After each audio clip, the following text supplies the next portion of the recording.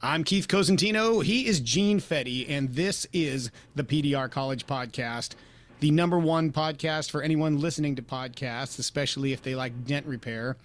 We are here without Shane. Once again, he is banished into exile. He's going to have to earn his way back onto the show. We'll see if he's able to do it. But today we're doing all glue pulling with the man, Gene Fetty. And Gene, you've been a podcasting savage on your own for the last few months, right? Yes, this is actually Welcome to the All Access podcast from the Automotive Appearance Institute. And this is episode number 20. So yeah, we're 20 episodes into this new show. And Keith, you were responsible for my original podcast, the PDR Marketing Minute.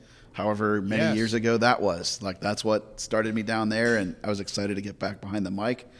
And Marketing Minute was a quality program.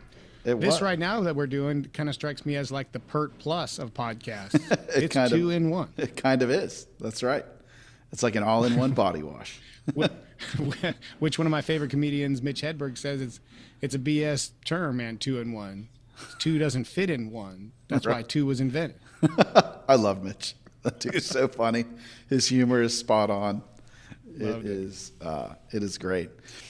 So anyways, it's great to be back on the mic with you, and it's super cool to get to do a dual show, PDR College and All Access. And I promise, me and Keith have been talking for like 45 minutes, and there's not been any background sound at all. And now your guy's back there knocking down. It is a real life working dent repair shop here. It's not just a studio in Hollywood like it looks. Well, listen, all the time I reference the wall over here. And actually, my thing's mirrored, but because there's plenty of times where we've got real working dent shop on the other side of the studio wall, and sadly, it is not soundproofed. But what are you going to do? No. Yeah. No, in fact, I might have told this story before. When I first started my podcast, one of my best buddies since we were little kids, he has a doctorate in audio acoustical engineering. Right, so not like doing mixing boards, but like the actual study of acoustics and how they operate inside of our world. Making it work. So I'm like, Marty, I finally need you. I'm building a podcast studio in an office. How can I make it soundproof? He's like, oh, okay, you can't. I'm like, come on, man. You went to school in Sweden. You're like working in New York City, consulting on the construction of nightclubs that are on top of libraries, like. That's all you got for me is I can't? He's like, well, what's your budget? I'm like, $900. He's like, all right, just get a really, really thick blanket and put it over you and the microphone. I'm like, this is the worst advice I've gotten from anybody. But he's like, he wasn't even joking. He's like, it's basically impossible unless you build the room from scratch. He's like, you need to isolate air and vibration, and you can't tear that thing apart far enough to isolate. You would need like a 1-inch thick rubber mat that encapsulates the entire environment. And then you need to seal every air source off so nothing can come in or out. He's like, then you'll get closer. I'm like, what if I got those foam things from Amazon? He's like, if you like the way they look, you should get them. I'm like, do they do anything? He's like, they don't do anything. Oh, man. Well, they do something. So we had all kinds of the ceilings in here are like literally 20 feet tall. Horrible design on the building that was so echoey in this space and in the office. You couldn't even have a conversation. So I bought garbage bags full of these things off of somebody closing a studio, and they are all around the wall of the room. And then there's a garage door right there. I have big moving blankets up on there just to get the audio to an acceptable level. So, according to Marty, it's the blankets that are doing all the work. Hey, well, that's why I bought the good blankets. So I wouldn't let him go, and eventually he said, okay, I put a door seal on the door so no air can get around the door seal, especially if it's big. That'll help a little bit. All right. So that's what I did. I got foam for the walls to make me feel better and a gasket for the door, and it did actually help a little bit. But in this office, it's a warehouse with just an office built in the back. So the ceiling is just acoustic tiles. Yep. With no actual ceiling above it. So we're essentially in the same room as the shop. Yep. With drywall facade in front of us. And acoustic panels that actually don't acoustic anything. I'm not sure what they do. They amplify it, I think. Yeah, I think you're right. Yes, I feel it. So anyways, so this show came about. I got some new tools in the mail from Keith the other day, and we were sort of chatting back and forth. Made a little post on Instagram, and I was like, "Hey, what you want to do a PDR college show on like glue pull and tool innovation?" And Keith was like, "Sure, let's do it." Yes, I do. So after we both went through long days, we are now back in the studio and here to talk some innovation and new tools and glue pull and all of that fun stuff. Now, for you young bucks listening to the show that maybe don't know who Keith is or where he came from, Keith started Black Plague. What's it got to be, Keith, 10, 12 years ago, maybe more? Yeah, 2013. 13, so 13, 12. My math is bad. 12 years ago. essentially. Yeah, so 12 years ago, and it started coming out with these Black Plague crease tabs, these big black things, and it was dead rat tabs. And I remember you going to MTE and sort of flyering everywhere. I think you got in trouble for that. I didn't really get in trouble, but you don't know what you don't know. I was just some dent repair guy who made a different tool. Yep. Like, well, I got to show this to people. Well, where are they? Well, they're at this trade show. But I don't have a whole business. I just have a tool that I made. So Right, I'll just just some bring a bunch of tabs. flyers and show them to people at the show. Right? Turns out there's a whole term for that. It's called suitcasing a trade show. Yeah. I'm like, they're like, you're suitcasing. I'm like, I don't know what that means, but I did bring a suitcase. It had clothes in it and some tabs. Yes. So I don't feel bad anymore because I've spent lots of money supporting MTE since that, but I was definitely suitcasing the trade show at that point. Right. But yeah, we just had okay, so for the guys who have started PDR in 10 years or fewer, there used to be a time when there wasn't any tabs for creases. Right. Isn't that Can you crazy? believe that? Yeah. Because we were just believing that tabs could work, period. For round dents. Yeah, that also is accurate, right? We're early into the evolution of tabs that didn't suck, or glue pulling that didn't suck. The stuff that was out was Worth, which actually was way ahead of its time. It's worked longer than it should have. Yeah. Titty Tabs, which is embarrassing for me to say as an industry, was a brand, but is, I guess. I think it still is, maybe. Kiko had just started making tabs at the request of Sid from Dentcraft. And there was one other one. What was it? Was it Blem? Did Blem have tabs yet? I think so. Right around that time, Blem had some tabs. And then would that be pre-Atlas? Or where was Atlas? Did Atlas come in after Black Plague? Great question. I don't know. It was either a little bit I think it was a little bit before. Yeah, the glue pull history timeline is a little sketchy. Yeah. But it was after Blem because his crease tab was styled after the Blem crease tab. Okay. Yep. Yeah, you're right. You're right. Yes.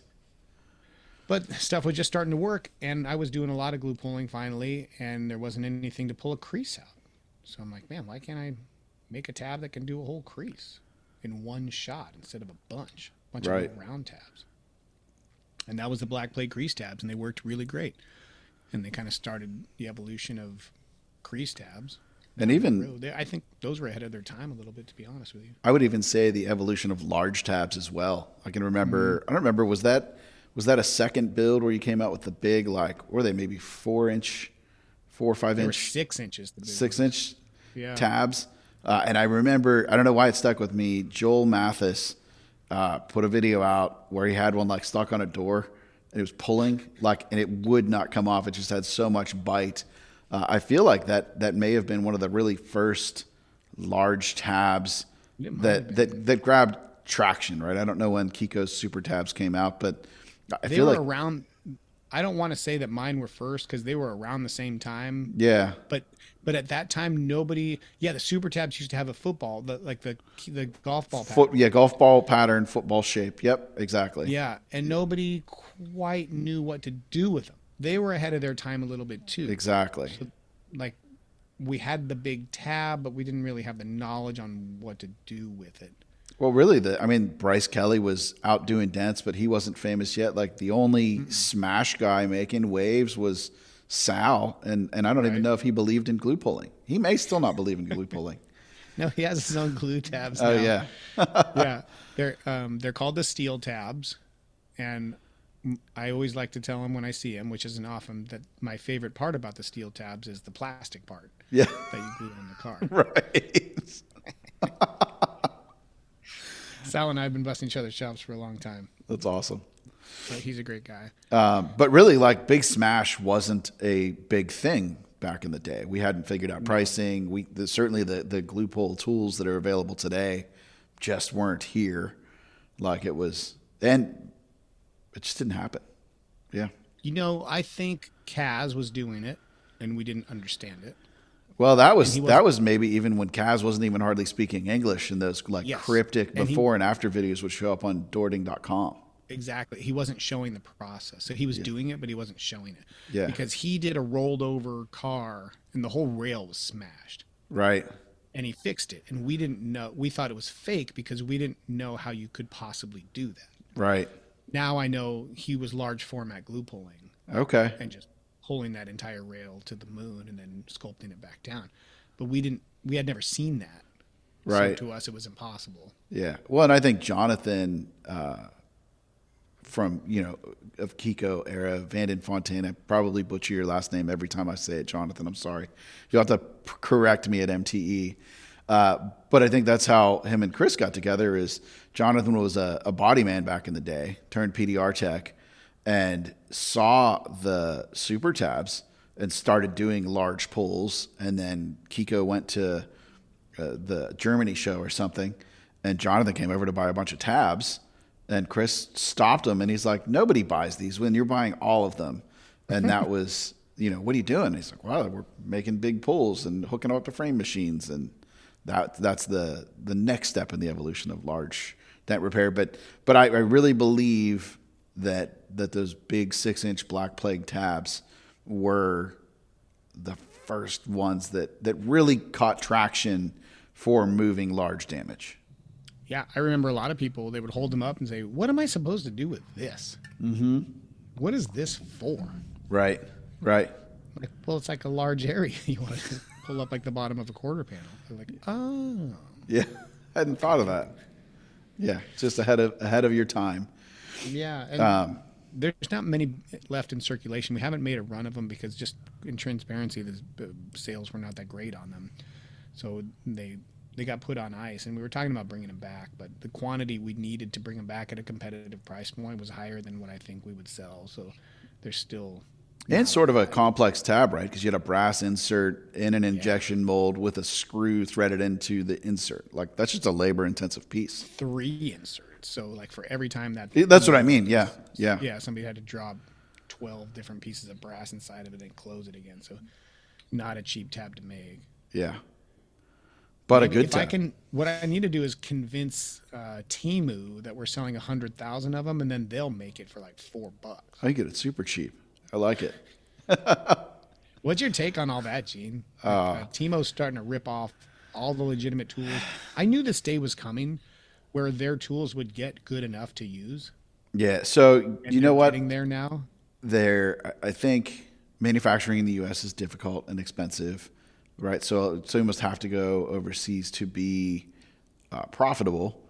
But I think it was this summer where I was at dinner with Carl Stuckey, and we were talking about some of this, and he has that, it's like a hand protector leverage tool.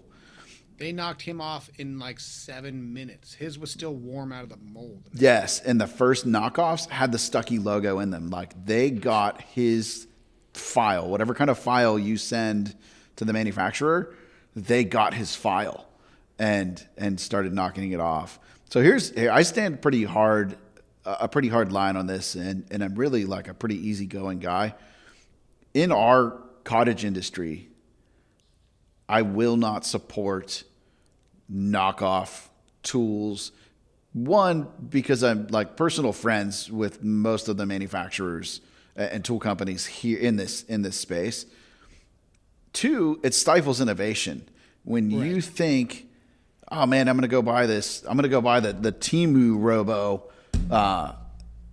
for, $20 and not the real robo for 150, you stifle innovation because it's expensive to prototype and design and build here and then bring it to market. And then you're not going to sell 100,000 of these in a year, right? You may not sell 100,000 of these ever. Lifetime. Ever. Where with, not that it makes it any better, but like where with big box tools or like a ratchet, a 3/8 inch ratchet set or socket set, you could sell millions of those, right? So not that it makes the innovator any less innovative, but they have the room to be knocked off and re-innovated. Whereas in our cottage space, I won't stand for it. I won't do it. There's been parts of me that want to order like the cheap Amazon kits and cheap Temu kits and test them out. But I don't want to make them look good at all. And I couldn't do, I wouldn't do them dirty intentionally. So I would just rather not buy them and stick with the brands that support our industry and the innovation. Yeah, I buy them because I want to keep track on what they're doing. I want to see, what level. I've been buying them for years just to look at them and see how far away are they from catching up.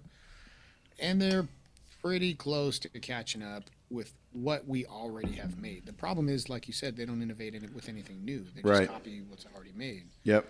And that's a tough pill for consumers to swallow. That hey, if you buy this cheap stuff, which will benefit you greatly in the short term. Yes. In 5 years, the guys who came up with these ideas will no longer come up with ideas. Right? They're like, well, that's 5 years from now, and I don't care because I'm just starting this out. Right. And I can get an entire set for $99, and you guys want $10,000. Exactly.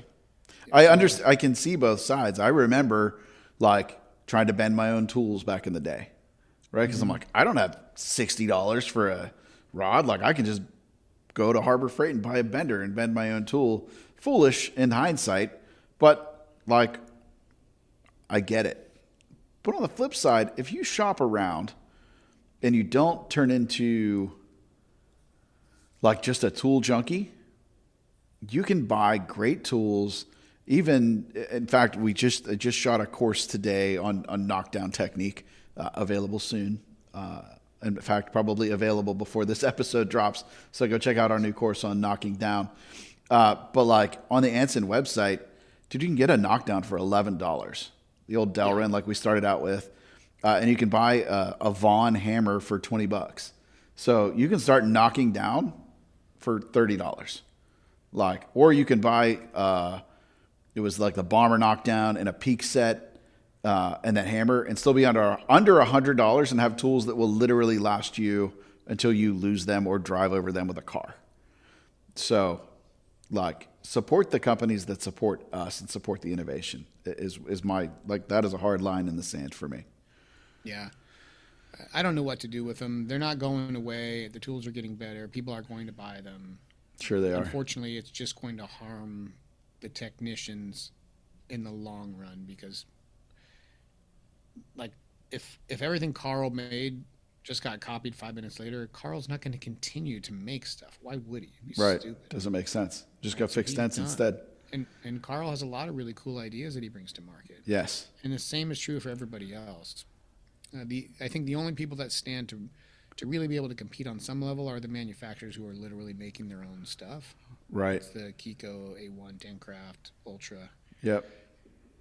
They are manufacturers, and they could cut their margins and keep competing if they had to. Probably not with Temu prices. Right. But their quality will always be higher. Yes. That's the other thing I want people who are thinking about these cheap tools to think about, or just look closely. On the screen, they very much look like a clone. Sure. In hand, they are nothing close. And I know that because I buy the stuff on purpose. Right. Well, you're a tool guy. Tool maker, tool manufacturer. Yeah, specifically plastic injection molded tools, which is Chinese forte. Right. But they knocked off Kiko's RoboLifter. Yep. It's almost identical, but if you want to tell the difference, you look at the legs. The legs are backwards on the knockoff. Huh. They have the way the ball and socket fits is backwards. Okay. Huh. So that's one way you can spot them. You talked about Jonathan Van and Fontaine earlier. He has that beautiful tip that he designed that Kiko makes. Oh, the tip is awesome.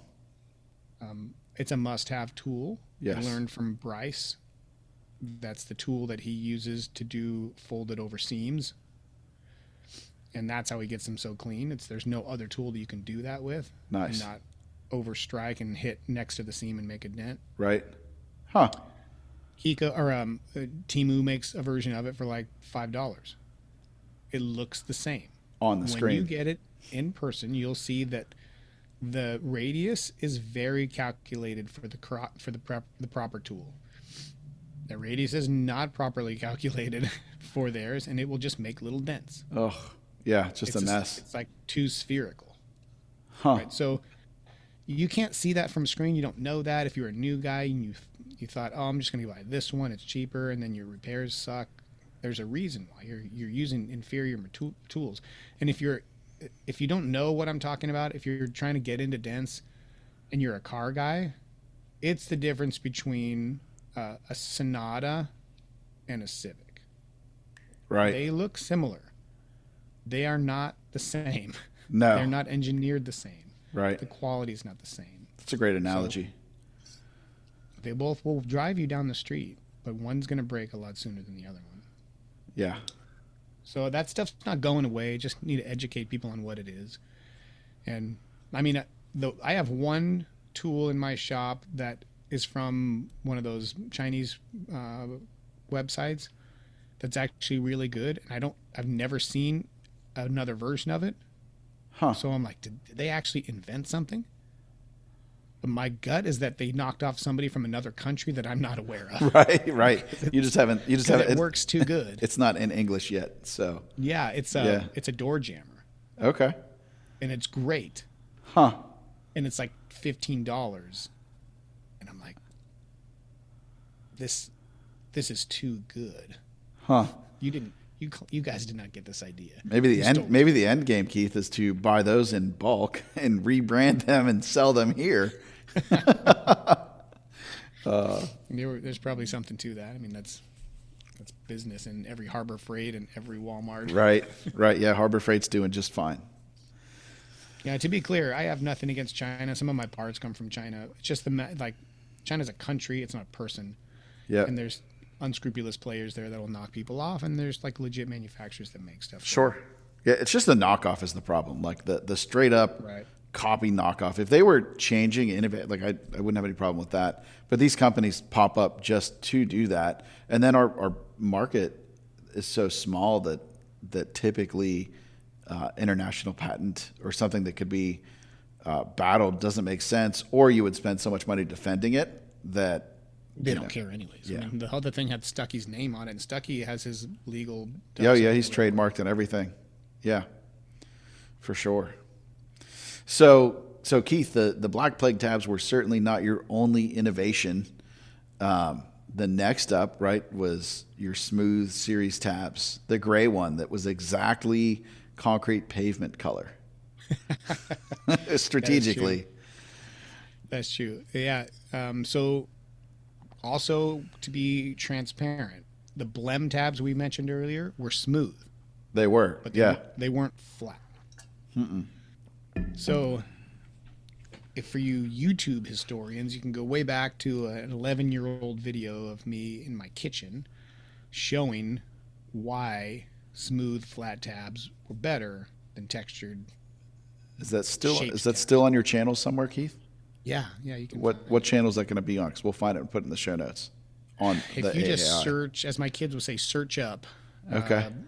Black Plague Smooth Series tab demo or something like that. Yeah. Okay, we'll have to look it up and see if we can add that to the show notes. Yeah. So Gene and I were talking before the show about why are some tools the way they are, and when I was looking at glue tabs from a technician's perspective, and then I was looking at them from a tool maker's perspective, I thought, why do all these tabs have these different textures on the inside? They have checkers and swirls and little T's. And I'm like, I don't know. Like, I get the idea that it's extra surface area, but if you ever clean those tabs, they're awful. You never get them fully cleaned. Oh no, down in all the little nooks and crannies, forget about it. Right, you'd have to like soak it and then dry it, because the stuff you're soaking it in is what takes glue off, and you need it to be completely clean before you re-glue it. So I thought, if these are offering any kind of advantage, they're offering just as many disadvantages. Right. And then I thought about in school, when you use a microscope and you put one drop of water between two pieces of glass, how much the surface tension alone will hold those pieces of glass together. And there's very little of it in there. And I thought, I think the surface needs to be perfectly smooth. And I think the glue will make up the difference in the dent. Because the other belief that we had that was untrue was how deep the dents actually are. We thought they were like half an inch deep. Oh, dude, the depth gauge was a game changer. Yeah. I mean, I guess you could call that an innovation. None of my innovations seemed like, to me, like I was changing the world. Just like necessary things that should have happened. And I just made sure they happened on my watch. But like, we didn't know how deep of a dent we could fix. Nobody did. 1.49 on regular steel. Well, you just look at one and you go like, "Whew, that looks deep." Yeah. And then you're like, "Oh, that wasn't deep at all. It came out great." Next one, you're like, "Man, that looks deep." And then you're there for 3 hours in oil cans and you're smoked. Right. Yeah. And it was the worst feeling. So I was like, I really need to know why one is coming out and why one isn't. Yeah. So created the depth gauge to measure them. Now, I don't know how many years that thing's been out, 7. And now all of us have had one at some point. It's not something you use every day, but you gain a knowledge and you go, okay, about 1.5 and under, I think I can fix with a tool. Anything over that, I'm probably going to have to shrink it. Yeah. Well, and I will say that some of these new metals, I don't know, high strength steel, just garbage, thin steel, 1.5 is off the table now. Yeah. At least for this dent guy. Yeah. I had a Honda hood, I don't know, 2 months ago. Measured it. I'm like, oh no, dude, we're not gonna have to shrink. This is gonna be great. And then like 6 hours later, I'm like, yeah, you can pick your car up tomorrow. I've got this shrinky box on it. Yeah, I ran to Lowe's to get some grounding wire. Shane's old trick to get up through a brace to be able to do it. And yeah, it was brutal. Mm-hmm. Yeah. So we're like, depth gauge is another innovation in the space. And again, not game changer per se, but another great tool. It's a step in our march. Yes. So I came out with these flat, smooth tabs, and they worked amazing. And we just kept iterating on that same concept and came out with a bunch of different sizes. And it's still, we play a game where we pick a city in the United States, and then we pick a dent company, and then we look at their Google map listing, and then we look at the photos, and we try to find a tool cart. And 7 out of 10 times, I'll find some bright green tabs hanging out on that tool cart. Oh, that's pretty cool. It's kind of fun. So at one point, the gangrene tabs were definitely innovative. Right. And now they're just kind of the standard. Yes. It's not very exciting. People come to the trade show when I have them there, and they go, "These are awesome. Got them all."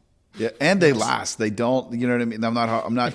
I'm definitely not one to jump on the breaking tabs bandwagon. Like, you make a lot of money with the tabs. Get over it. But dude, the gangrene tabs don't break. Mm-mm. Like, they're just, you'll run it over, you'll forget it, it'll fall in a car, and it'll go into the abyss, but they don't break. Yeah, there's a few people that can break them, and I'm like, you actually need to teach me your glue pulling techniques, because I've never been able to break one. Well, I remember, I think it was when you were coming out with the crease tabs, or not was it the crease? It was what did you call when you added the like rectangle shapes? Were those crease tabs? Crease tabs, yeah, I call them crease tabs. So you sent me some, and you're like, dude, we're getting ready to go to production. Abuse these, try to break them. And I'm like, okay. And I broke one, but dude, I might have been like literally swinging from a rafter. And I'm like, Keith, I broke one. And I think you called, you're like, dude, what happened? Like, we're literally going to production tomorrow. If these are bad, I got to know now. And I'm like, was like swinging from a rafter, dude. But you said to break one, and that's what it took. And you were like, Oh yeah, you didn't even glue it, like you hooked it between I the think pieces of no, metal. I think I screwed it into this rafter. But like your awesome. request was to test this and break it, and that's what it took to break it. So no, those tabs are fantastic. But you didn't Yeah, they're figure any still kind of planned like a lot of obsolescence. hail guys like to use that 26 or 32 millimeter crease tab on a stubborn edge and just Dude, that's a yank it to great the tab. That's a really great tab. In fact, Kiko added one just like that in their blue material to the L2E system because it's such a great performing tab. It's kind of the great little balance. Yeah. So Yeah. I had, after that and after tab weld, kind of just been sitting on my hands a little bit with regards to innovation at Black Plague. We came out with tension straps because I saw lateral tension started to become a necessity for large dent repairs. That's been a big innovation for me. And to be fair, the first place I saw lateral tension was a Chinese dent repair video. Okay. Before you're not going back to Marty. Marty wasn't in your head with that. Marty had shown his version, but I didn't see it. If that, Okay. I mean, I watched the video, but I didn't see it. Yep. Because the demo wasn't the right demo for me Okay. to understand it.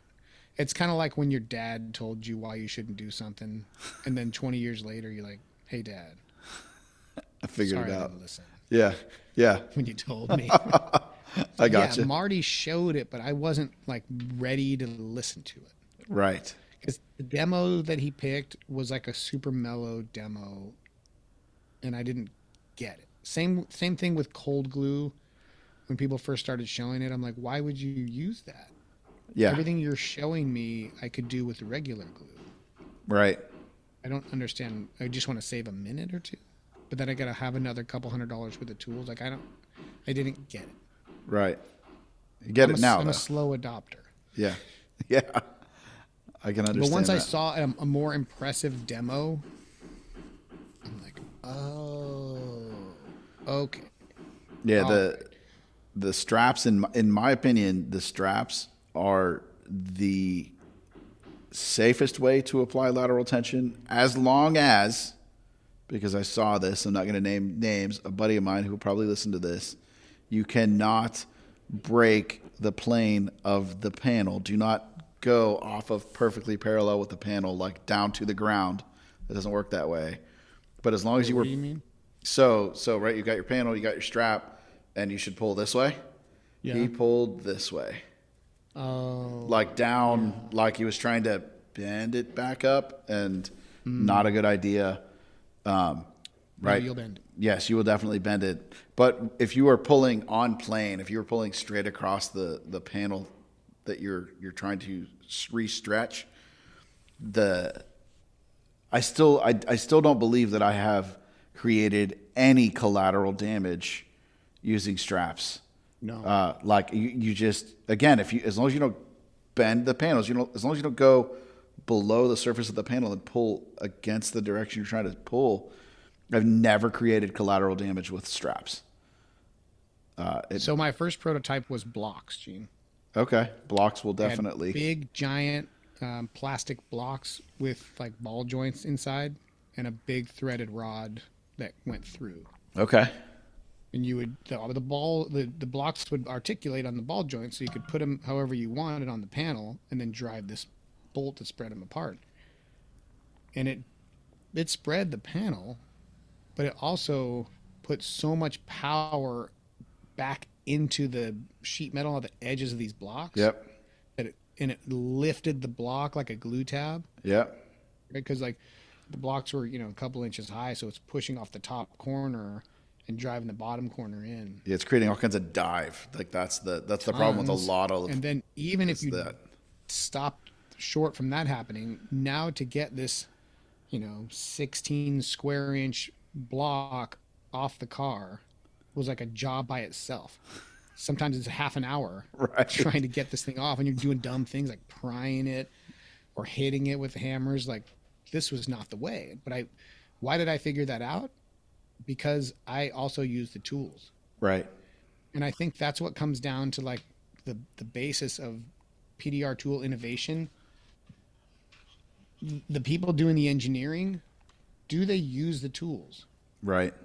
Are they capable of using them to the highest level?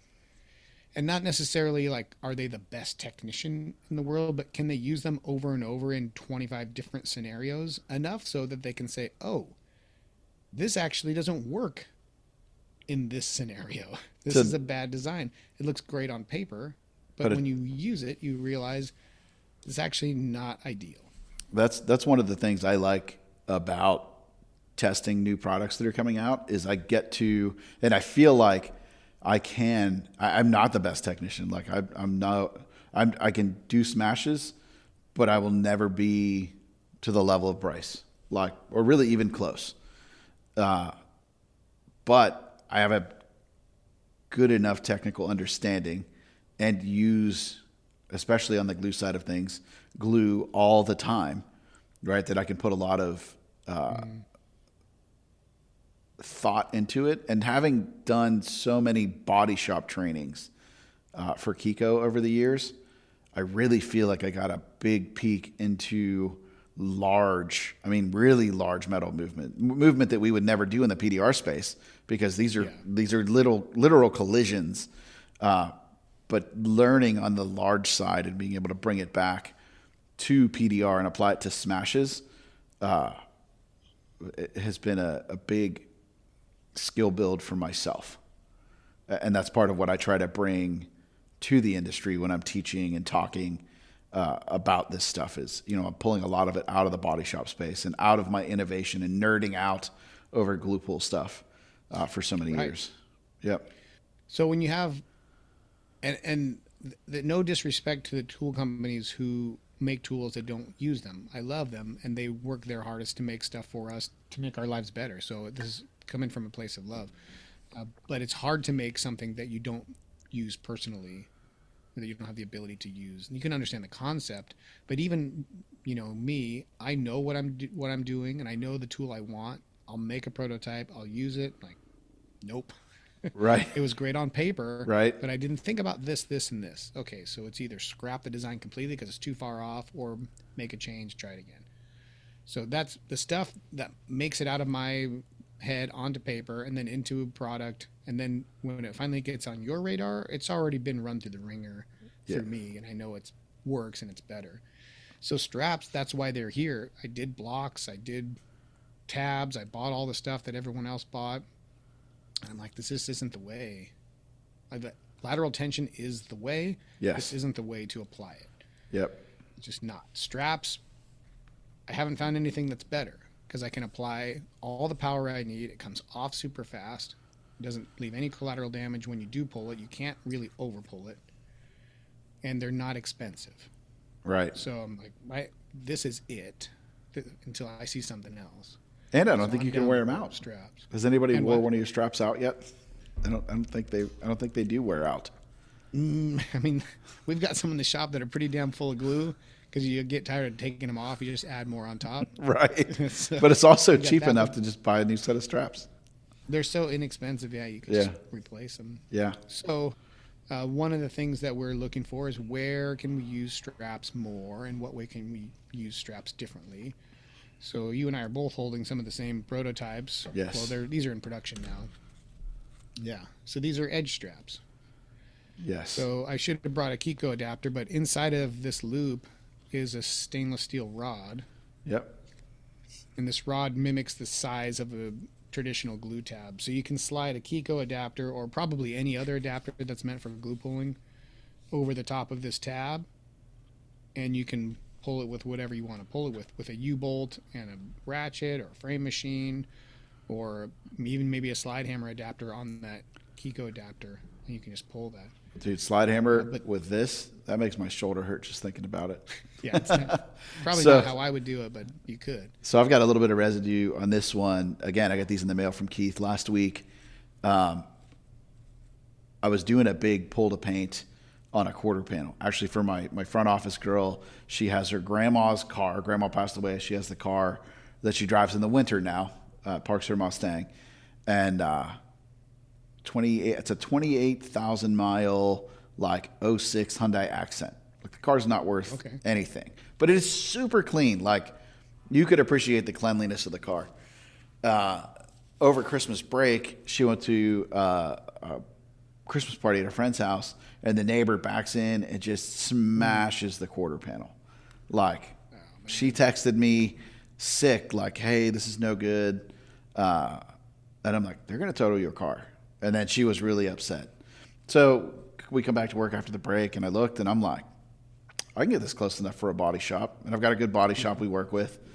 Anyways, in that, I spent a couple evenings like picking away at it, and these came in, and I needed like one last heavy pull down where the quarter returns to the bumper right up near the wheel well. I had my perfect pull set up from Mark Jackson, so a pretty heavy duty pull tower, and on there I've got a worm drive winch that runs off of an impact. So, dude, I glued this to that edge right underneath where the bumper returns, and then up onto the face. And that was exactly what I needed. I needed that pull to relieve some stress. I pulled so hard with just this one strap. Now, it's a little car, and it's the back, not the front. I started sliding the car across the floor really? With just one tab. Yes. Nice.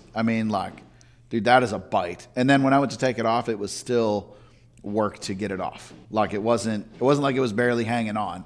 It gave me everything it had. So these new edge straps, again, I'm a strap fan. These are awesome. I wish I had these when I did Mac, my son's car last spring. He caught a telephone pole and crunched a quarter. I think I showed you the Anson straps where we went into the jam. I wish I had more bite. These would have been perfect to wrap into the jam. And that's another advantage of these straps is, like, this one, you can go on two planes. This one, you could go into a jam and match the shape of the jam and go way far in there to pull and get that structure back out. Yeah. Yeah. You can. And to be honest, I haven't had a chance to try it yet, but I believe on the right kind of panel, you can put this on a body line. I bet you could. Because... walk that body, that section out. This is never going to be sharp enough to pull the body line straight up, but you can walk that section up. Because sometimes if you have a big crush like that, you put a crease tab on that body line, that's too much too soon. Yep. You can't pull. It's too small of an area. You're going to over pull the body line and make more of a mess. You really want the structure out close and then to finish the body line. And I think this would be great for that. So I bet you are absolutely right, because these really remind me of like the Kiko hinge tab, right? Two planes. Yeah, that's a great design. So I have used the hinge tab on body lines and on creases for that exact reason. You're not ready to pull that hard line, but you need to get a move up. Oh, I can't wait to try this on a body line, dude. That's why I like talking and nerding out about this stuff. I'm not gonna go jump on a door just to prove it. But we have another version of this. It's not gonna make MTE, but imagine this piece, Gene, is cut short just at the stitching. Okay. And then this piece is like 3 or 4 times longer. Oh, nice. So just a big flap. Yep. And that would be like if you want to apply lateral tension on a large format off the panel to something else, to a truck or a pole or whatever. I probably could have used that on that one I did this for the other day, because we had to go forward. I went to the B pillar. We took the rear door off the car and strapped around the B pillar, and I couldn't grab anything quite big enough. That would have been perfect for that. Yeah. This is off topic a little bit, but I'll tell you, this is kind of like a little tip I just figured out. Have you ever seen a slide hammer that's hooked to the back of vice grips? No. It's really kick-ass tool. Huh. The first time I ever saw it, it was marketed for pulling nails out of a wall without prying on the wall. Huh. So I'm like, that's a pretty cool idea. That is kind of a cool idea. Yeah. But now there's a heavier duty version of it on Amazon, and it's like under $50. Oh, wow.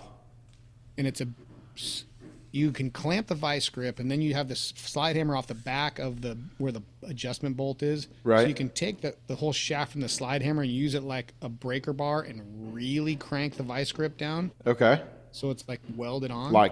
And I had a car. What was this? A Subaru Crosstrek. It was a salvaged Crosstrek that this guy brought to me, and among other things I was fixing, the back door was too far back. And it was actually, the interior trim was hitting the weather stripping when you shut the door. So you could shut it, but you had to jam it shut. Right. And the gap was all closed up from the door to the quarter. Right. So I loosened, I'm like, I'll adjust your door for you. So I loosened the hinges and I like pull the door back and tighten them and pull the door back and tighten them. And it doesn't change at all. Huh. I know this is the way it needs to go, but this technique didn't work.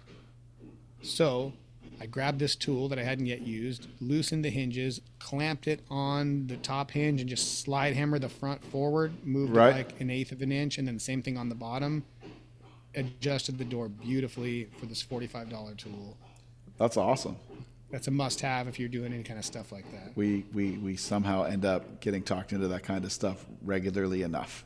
So I'm going to have to go on Amazon and find them. Smashes you're doing, it comes with stuff like that, like the fender's off, the fender's pushed back and the door's off. Yeah. It happens. Huh. It's not, I actually think we as PDR techs can learn a lot about panel adjustment from the body guys. Yes. Yeah. Oh yeah, those body guys, man, they've got all those little tricks. Mm-hmm.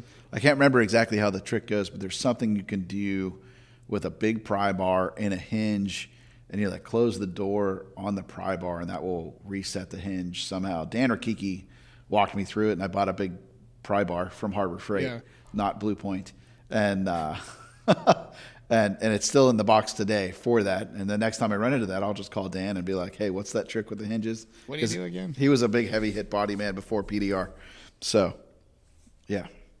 So this is a little bit of an innovation. Like none of it is like going to change the world, but they're all this little additions to the arsenal to help you do dents. So this tab, same. You can go on either side of a panel. Like you want to go pull the edge of a door, you can sandwich it and just pull the whole edge of the door away. Yep. You also can, again, talking. So this reminds me of like a large size of the Anson straps.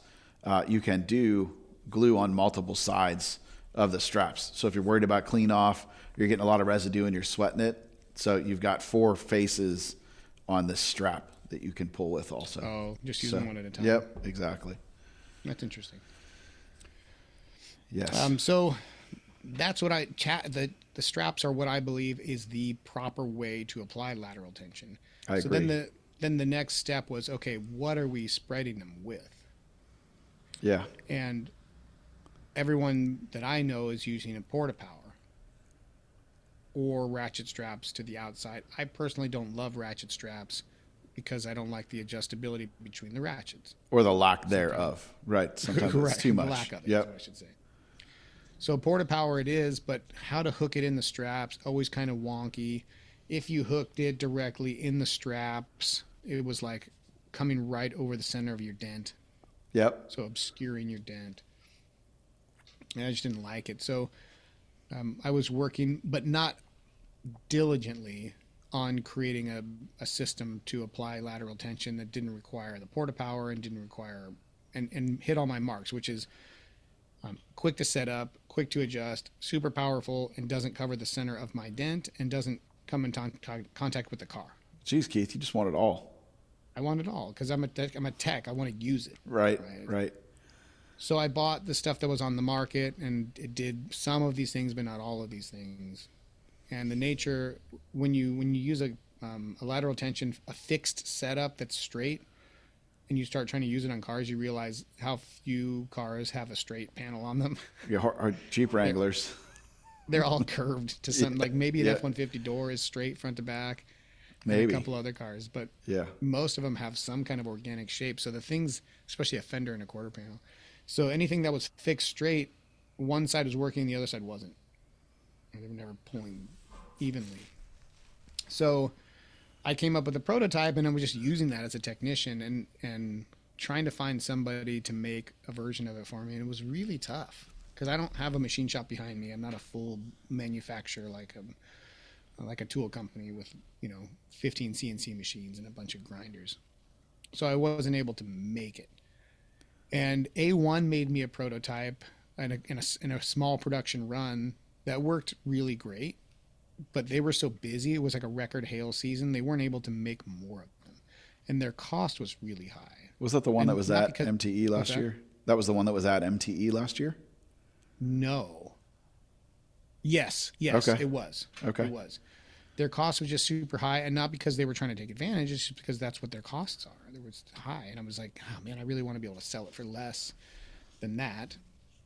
But we weren't able to do that, and then on top of that, they just didn't have the capacity to make them for me because they were so busy with their stuff. So they did help with the march forward, but we weren't able to actually make the solution for it. So then I kind of went back to the drawing board. That one was steel tubes that kind of fit inside the porta power attachments and then fit inside the straps, and then a drive system. But we missed the mark on the drive system. It wasn't quite right, and the tubes were a little heavier than I wanted them to be. So clean sheet design, and I came up with a one-piece arm on either end of the tube to thread into the straps and spread them. Also too slow on the production. So I showed a couple versions, and then another version, I won't call it a knockoff version because it's not, but another version came out faster than I could get it out by somebody who makes their own stuff. And then another version came out. I personally think I've got the design right because I'm the one using it all the time, so I can tell you why it's right. So here I have the bare bones version of, I showed a video on Facebook, Gene, but this relatively simple aluminum arm just slides inside of the porta power attachments like so, right? Yep. And what looks like a straight piece of aluminum is not straight at all. This is a radius. And the reason it's like that is because imagine it's on a strap, right? And this side is the panel. When it's up against the panel on the strap, the radius is pulling it away from the car. Yep. As much as possible, because I don't want anything touching the car, right? Because the car is precious to me. If I scratch a car during a repair, I lose. Yes. It's game over. Exactly. The production version of this is dipped in handle material here, so this part is safe. And it has a little thumb screw right here, because once in a while these will fit loose and they'll kind of flop themselves down on the shaft. So we can tighten that and just keep it fixed there so I can hold it out. Just to snug it. Yep. Mm-hmm.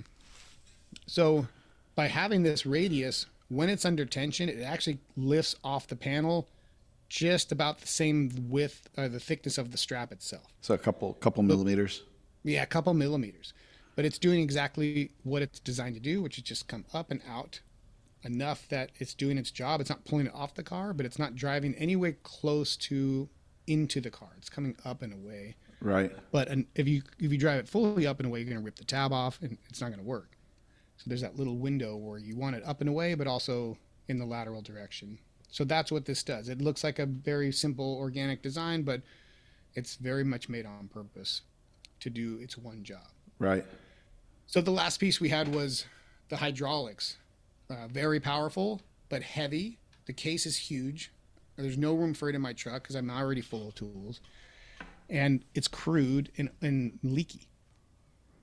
So I don't. Yeah, I they love the all power, leak. but I don't like anything else about it. I like the price point. They're $100. Right. It's a whole lot of metal for $100. It's amazing. I don't know how they sell it for $100, to be honest with you. Yeah. But I don't like, it's overkill for what we're doing. We don't need 2,000 or 4,000 pounds pressure.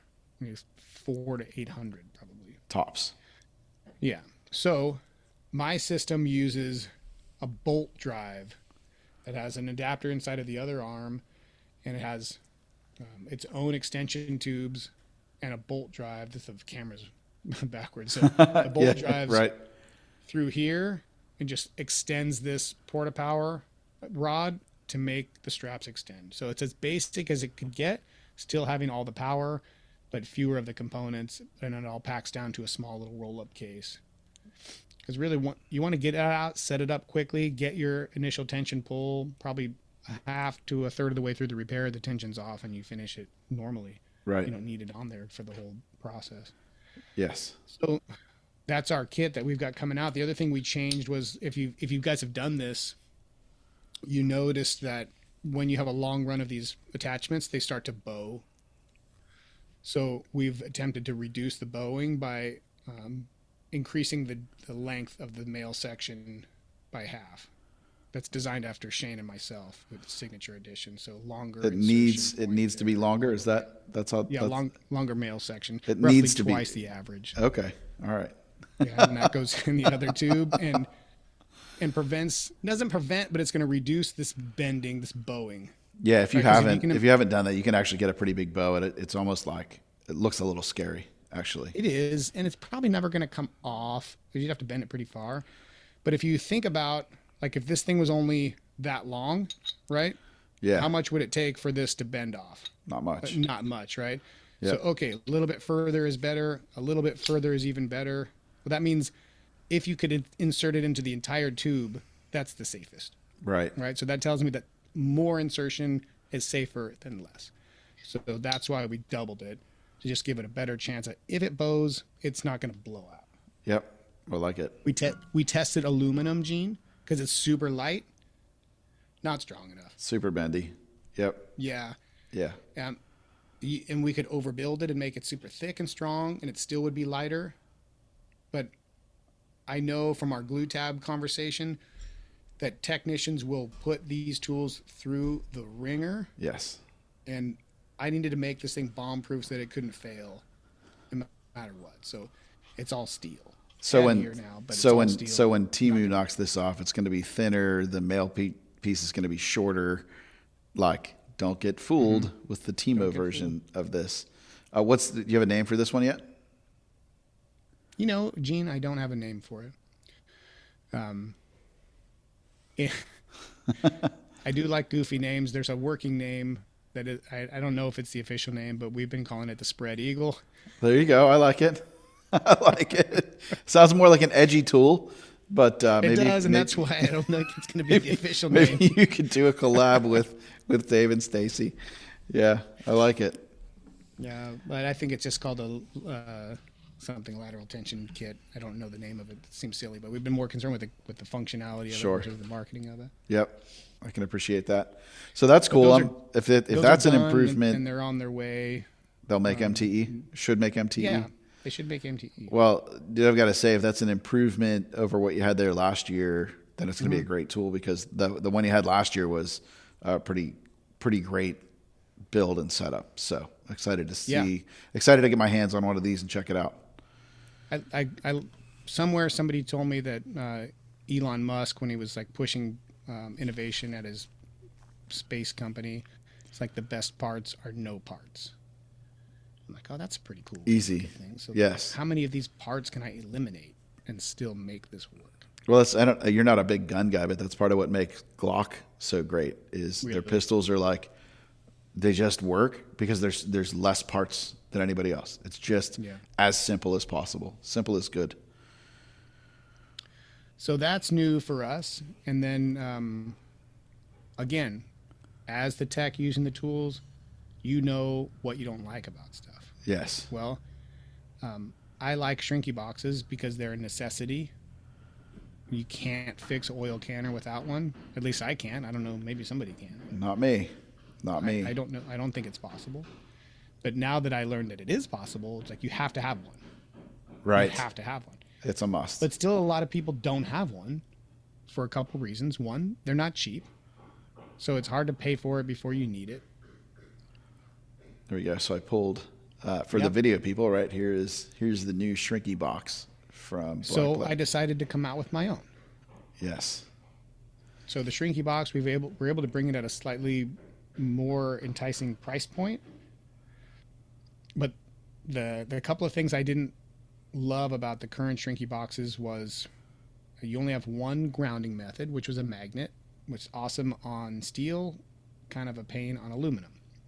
So this one comes with a magnet and a clamp. So you can clamp that's onto nice. Aluminum. You see right there. Yep.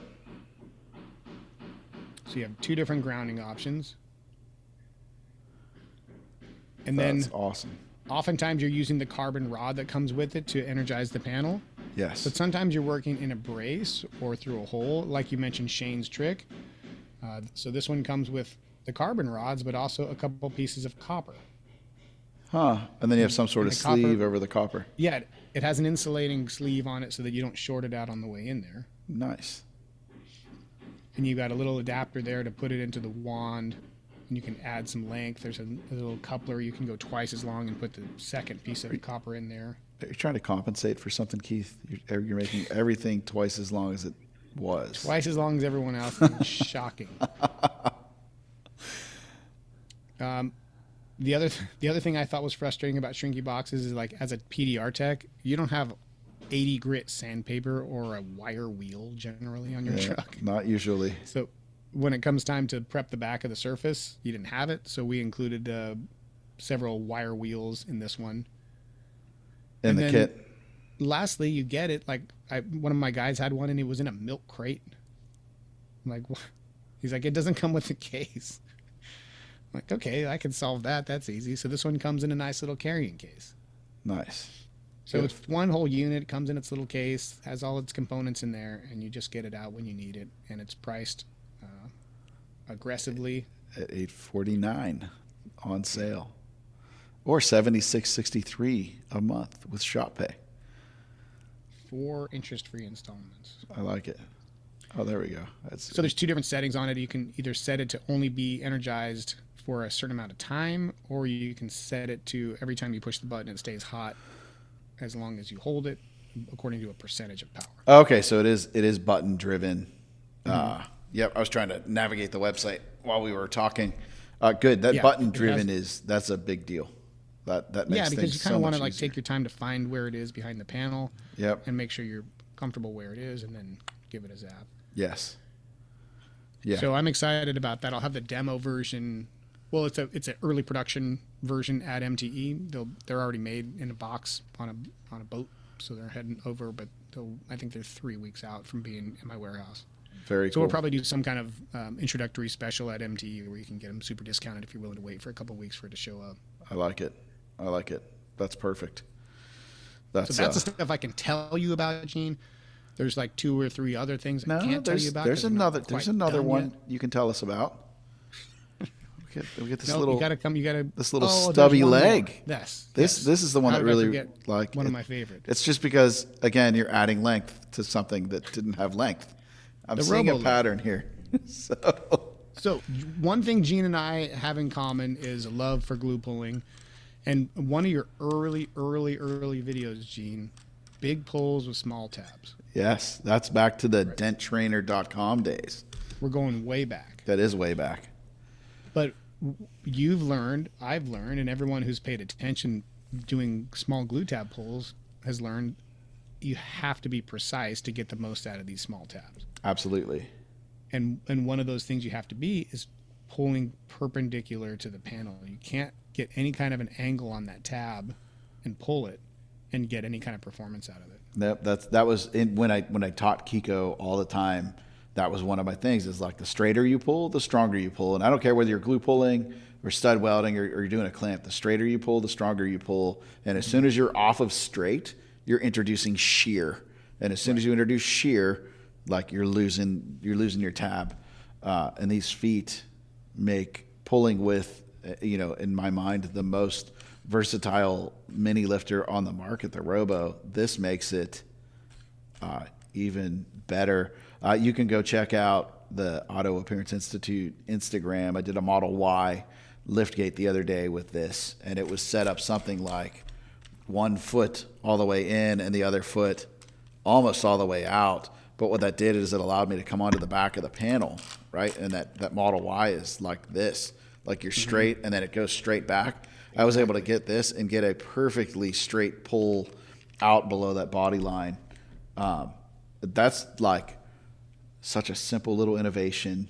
I'm sure Chris is kicking himself for not figuring it out and adding it to the system themselves.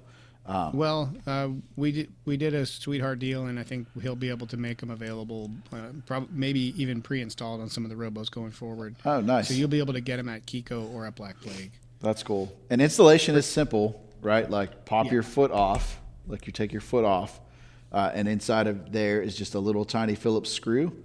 This replaces the piece on your foot and gives it a little leg, right? Just reuse your screw and put it in there. It even has the positioning pin or whatever you would call that in there to line it right up. So a quick, simple 2-second swap it out, and you add a whole new layer of versatility to your robo lifter. And these are, where'd you come in at price point, Keith?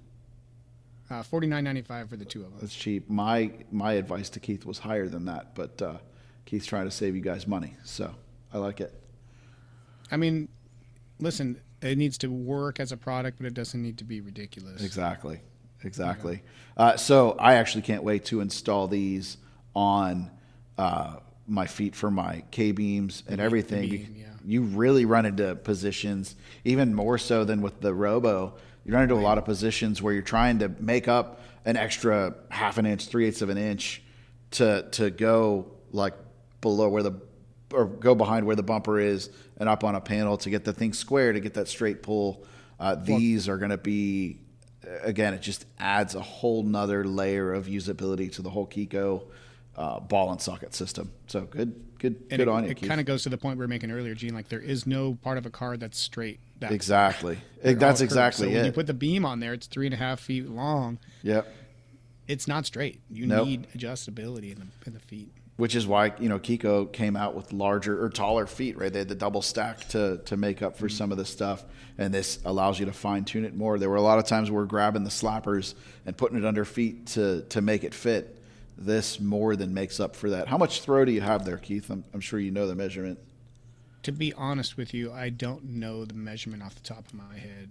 I mean, so if I go like 2 threads in, I mean, you're probably flirting with an inch.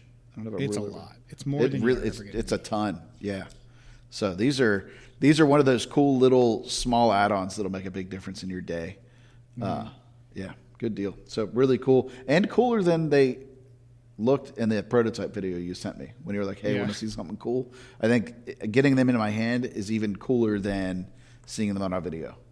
Yeah, they're almost a fidget spinner when they're in your hand. I've been fidget spinning with them the entire show. I probably have a blister from doing that. So, yeah, absolutely. Yeah, if they don't sell for the lifters, I'll sell them as fidget spinners. Right. They'll sell for the lifters. Those are pretty innovative. I like it. So lots of little neat gadgets and gizmos for Black Plague. So just trying to keep that glue train moving forward and make techs work easier and better. Well, I'm excited to see you back in the game because you've sort of been quiet and it's like every time we get together and talk, you're like, hey, I'm working on this, but it's not ready. And I'm glad to see that this year you're sort of coming out guns blazing and you're bringing a handful of new things to market. So that's pretty cool. Me too. I have shiny object syndrome in my business life. I get interested about everything and I want to do everything. But you can't do everything. No. You can try everything, but you can't do everything. So with Claim Connection being the beast that it is, it kind of sucked up a lot of bandwidth for me to like work on tools. But we kind of got systems nailed down there pretty well, so I was able to take the last couple months and just really grind on getting all these designs finalized and prototypes tested, and I think we're going to be in good shape next year. That's cool, and I'm excited. So definitely.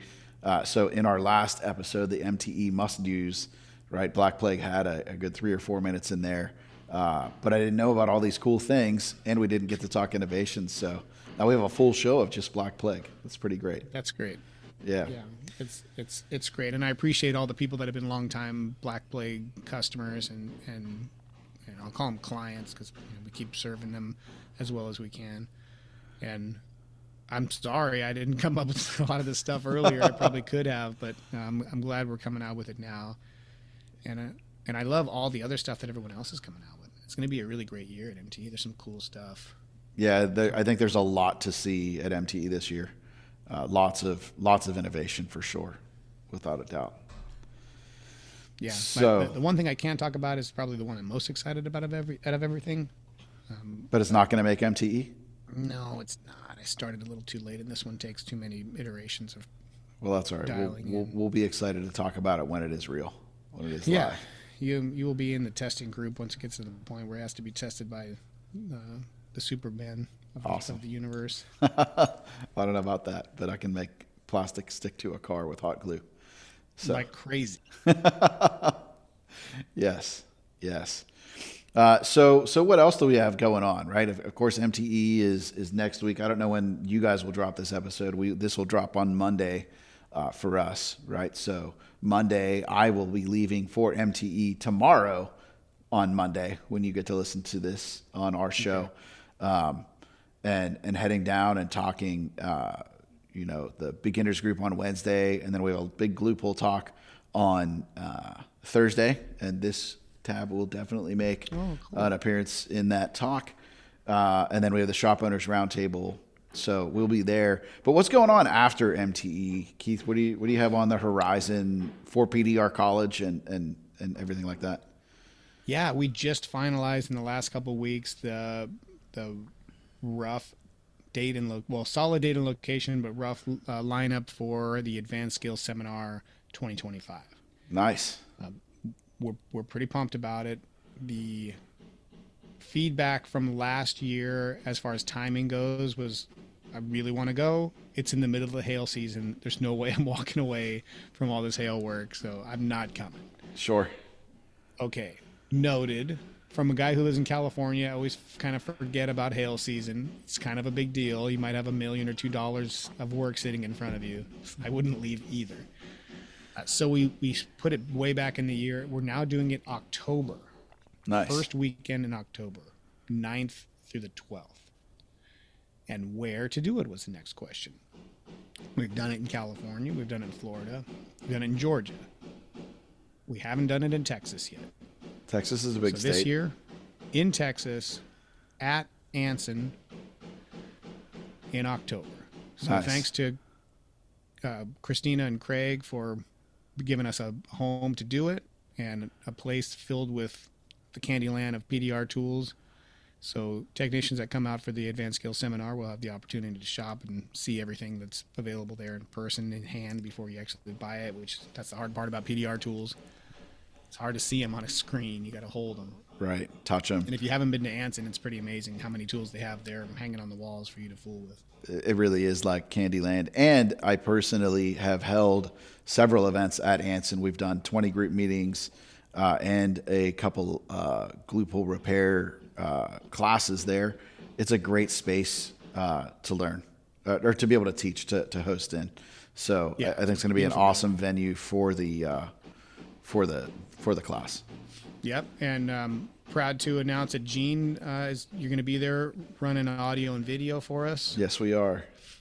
Yes. And this year we are working on a plan to be able to have a video version of the seminar available after the seminar.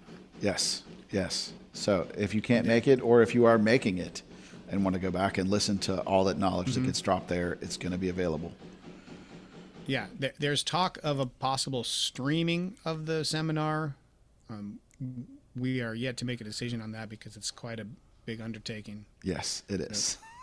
Yes, it is. I don't know if we're ready for that lift, but there's talk happening. So yeah, no guarantees there, but there is a guarantee that we're going to do it. Of course, Bryce Kelly is going to be the headlining technician because the guy just freaking keeps getting better, Gene.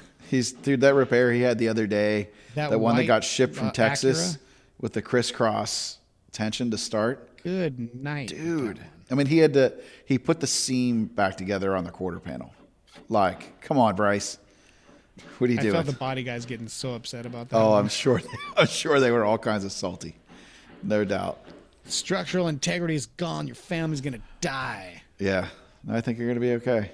Yeah, I think you're probably going to be fine. Yeah. Thing is, it just had friggin' caulking in there in the first place, bro. Right. And he reapplied caulking. Yeah, but Bryce is just an absolute stud. And he teaches well. I've been to 3 or 4 advanced skills, maybe 5, where Bryce teaches. And I literally learn every time I go. I do too. And then, I hate to say it, but sometimes, like that analogy I was given earlier about, talking to your dad, I need to be taught a couple of times. Right. Before I learn sometimes. I wish you could just tell me once and I got it. And for some things that's true. But sometimes I need to see it a couple times. Right. And I really need to soak it in before I'm ready to hear it, really understand the message. Yeah. It's like some Zen master stuff, after your 12th year as a Buddhist, you really understand. Right. It's not starting your journey. Yeah, right. 12 years in. Right. Exactly. Yeah. Anybody else on the docket for sure? Nobody for sure. Okay. I don't want to get in trouble. No, of course not. Of course let not. anybody down again. I am scouring the ends of the earth for people who are very hard to get to the United States and attempting to get them here. But I have a very poor track record of pulling this off. Well, hey, like the 8th time is the charm, right? And I am working on it because that's what I want to happen. But, there's some decisions that are just out of my hands. So we'll see. Yeah. But for sure it's Bryce, and for sure it'll be a handful of other people that you're going to learn something from.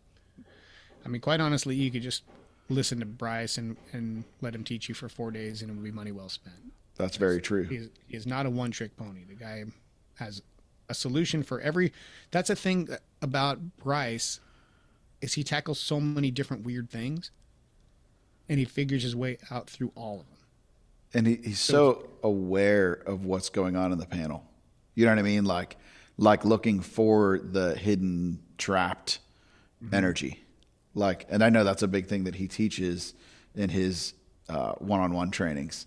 And you get to see it live and work through it in person at these events. So, yeah, that's, as an attendee of the Advanced Skills Seminar, highly recommend. Yeah, so that's exciting. The fact that it's going to be at Anson is a pretty big deal. We're excited about that. So there is no site up or anything yet. There's nothing. You won't find anything on it. But you can mark your calendars so you don't have the excuse of, but I was going. Nope. It's still January. So we're almost just under 9 months away. We will have an iPad hanging out at the Black Plague booth and the Claim Connection booth where you can pre-register, meaning just kind of claim your spot with your name and email. So you'll be the first one to get an invite when we open it. Nice. So no cost involved there yet, but if you just want to put your name and email on a list so that you'll be first to know when the tickets become available, you can do that. I like it. We'll have that together by MTE, but still building the whole lineup and the schedule. I like it. That's I'm excited. I'm excited to be a part of it. Smashing up cars. But yeah, last year we did a lot more hands-on than we have in the past. How was that received? And it was very well received. Good. I'm a hands-on guy. I love hands-on learning and teaching. I am to some degree, but to be honest, I was a little bit hesitant to do that because I was worried that not enough people would get enough hands-on because we can't do 100 panels. Sure. It's just too much. Right. But we broke up into groups and it worked out. Some people really wanted to hold tools a lot, and other people didn't really care so much. So it worked out that the people who really wanted a lot of hands-on time got it, and the people who didn't need it. Nice. But overall, having 5 or 6 different looks at different kinds of damage and having Bryce explain on each one what should be done, and then frankly seeing the result of it done right and sometimes done wrong was very valuable as well. I like it. So looking to do more of that this year. Cool. So it's going to be a big year. Very cool. Yep. And again, Anson is a great place for these kind of events. And the hands-on with the tools, like to get to shop around and see it in play is killer. So I'm excited for that. And thanks for the opportunity to be the AV provider for it. And we're super stoked for this opportunity. Yep. Well, Gene, thank you for inviting me on just to talk about myself. Well, it's good. I'm glad you got to come on and talk about it, and you've got some cool tools, and I got to get a sneak peek ahead of the curve for some of these tools as well. So, thank you for coming on, and thanks for sending these tools out to let me play with and check out and sort of put through the ringers, and I will continue to test them for you. And the Robo Legs, you can find them right now on Black Plague PDR if you want, on blackplaguepdr.com. The Shrinky Box will be available for pre-sale. It's listing is sold out when I record this, but by the time you hear it, it'll be available for pre-sale on the website. Nice. As well as at MTE. And then the edge straps, they are not yet on there. We were looking for them the other day, putting our presentation together for MTE, and they weren't on there. That's get photographed and put on there. So I'll speed up that process so that when you hear this and you go looking for them, they're on there as well. Yeah. Great straps for sure. Nice little simple innovation, but sometimes simplest is bestest. All right, guys. Thanks for hanging out with us. We appreciate it. Until next time. Get better.